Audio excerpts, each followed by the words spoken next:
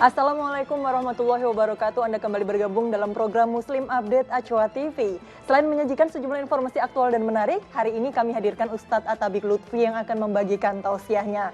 Dan berikut cuplikan Muslim Update hari ini.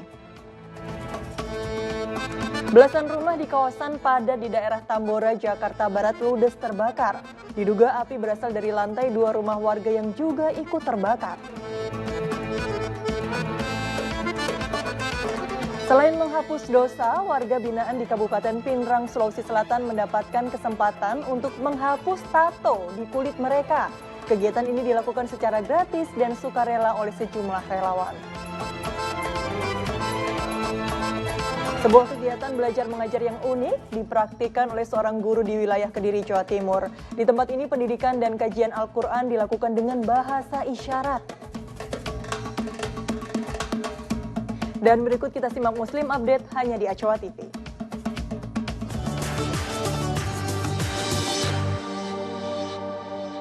Seperti biasa, sebelum kita memulai informasi pertama, saya ingin menyapa terlebih dahulu Ustadz Atabik Lutfi yang sudah bergabung bersama kita. Assalamualaikum warahmatullahi wabarakatuh, Ustadz.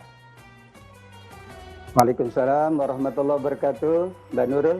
Ya Ustadz Lutfi, selain 3 berita utama tadi, Muslim Update juga memiliki beragam informasi menarik lainnya, dan langsung saja kita ke informasi yang pertama. Belasan rumah dan kios di kawasan padat penduduk di Tambora, Jakarta Barat musnah terbakar. Dengan alat seadanya warga berjuang memadamkan api.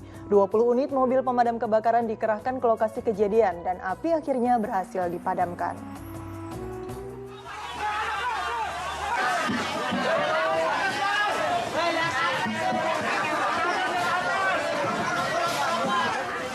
Warga kawasan Angke Jaya Tambora, Jakarta Barat Selasa sore dikejutkan dengan musibah kebakaran yang melanda permukiman tempat tinggal mereka.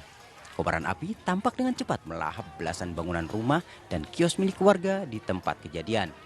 Padatnya permukiman di tempat kejadian dan banyaknya bangunan yang terbuat dari kayu membuat si jago merah semakin membara.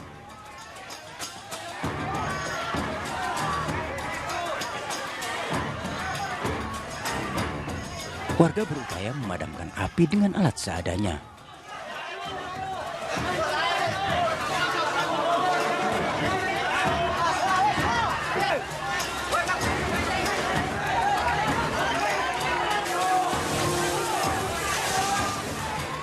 Seorang warga yang tengah sibuk menjinakkan api mengalami luka di kaki akibat terjatuh dan langsung diberikan pertolongan medis. Sementara sebagian warga lainnya tampak sibuk menyelamatkan harta bendanya ke tempat yang lebih aman. Diduga asal api dari lantai 2 rumah milik salah satu warga yang juga ikut terbakar. Langsung besar aja sih apinya.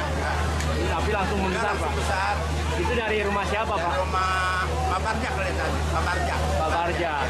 Dari lantai atas apa bawah itu, Pak? Lantai atas. Lantai atas. Rumah itu rumah pribadi atau kontrakan, Pak? Rumah pribadi. Pribadi.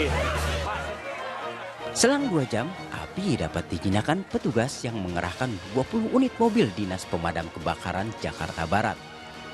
Untuk mengetahui penyebab pasti kebakaran tersebut, petugas Polsek Tambora masih melakukan penyelidikan. Jayadi melaporkan dari Jakarta. Ya, astagfirullahalazim, tentu semua peristiwa yang terjadi ini adalah seizin Allah ya Ustadz ya, tapi kita sebagai manusia tentu wajib berusaha semaksimal mungkin dalam hal ini mencegah timbulnya kobaran api. Nah, yang saya ingin tanyakan nih Ustadz, apakah pemahaman yang paling tepat untuk memaknai rukun iman ke-6, yaitu qada dan qadar ini Ustadz? Baik Mbak Nurul, kita memahami bahwa ada 2 ketetapan dan keputusan Allah untuk kehidupan kita. Ada yang pertama al-qada dan yang kedua adalah al-qadar. Sesuai dengan hadis baginda Rasulullah, yaitu wa nu'minu bil qadari khairihi wa syarrihi. Ketetapan Allah di azali namanya qada, keputusannya dalam kehidupan kita namanya qadar. Kejadian kebakaran ini qadar karena terjadi atas izin Allah dan terjadinya sekarang ini. Dan sebelumnya sudah ditetapkan oleh Allah di Lauh Mahfuz yang disebut dengan qada. Nah, bagaimana kita mensikapi qada dan qadar Allah Subhanahu wa taala? Yang pertama, meyakini bahwa semua yang terjadi benar dan pasti atas kehendak, atas izin Allah Subhanahu wa taala. ma asaba min musibatin fil ardi wala fi anfusikum illa fi kitabim min qabli an nabra'aha. Bahkan 50.000 tahun sebelum Allah mencipta, Allah sudah menetapkan dulu. Itulah surat Al-Hadid ayat 22. Yang kedua, kita mengikuti qada dan qadar Allah itu dengan ikhtiar yang maksimal. Bukan mengikutinya dengan berpangku tangan. Dengan bahasa kitanya tidak melakukan apa-apa, dengan bermalas-malasan. Semuanya kan sudah ditetapkan. Semua kan sudah ada di takdir Allah Subhanahu wa taala.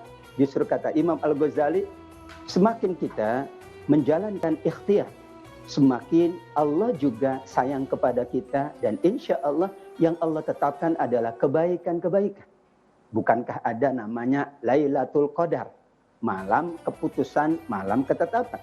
Siapa yang beribadah di malam itu dan kemudian Allah terima, doanya pun Allah kabulkan, maka yang Allah hadirkan tahun depan adalah insya Allah ketetapannya yang paling baik, ketetapannya yang paling bermanfaat untuk kita semua. Dan yang terakhir tentunya, bagaimana yang terbaik kita memahami qada dan qadar Allah adalah kita menjadikan qada dan qadar ini bahan introspeksi. Kata Imam Nawawi, muhasabah.